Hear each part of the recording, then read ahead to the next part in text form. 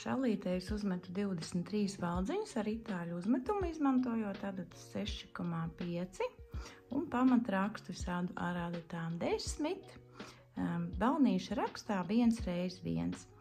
Īpaši uzmanību pievēršot taisni malas valdziņiem, lai sānu maliņa sanāk ļoti tāda skaista un saturīga.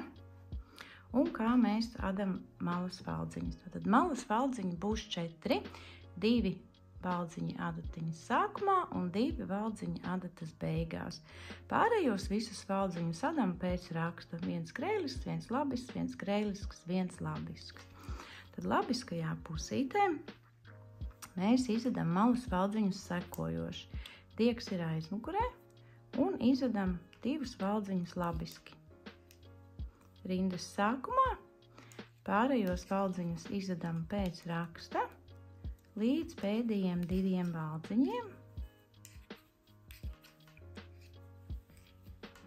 un pēdējos 2 malas valdziņus arī izadam labiski. Pagriežam adījumu uz kreiso pusīti.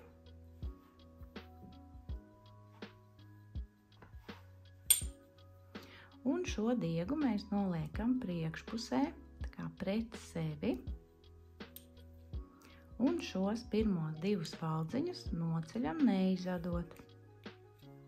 Un diegs paliek priekšpusē. Pārējos valdziņus adam atbilstoši rakstam līdz pēdējiem 2 valdziņiem.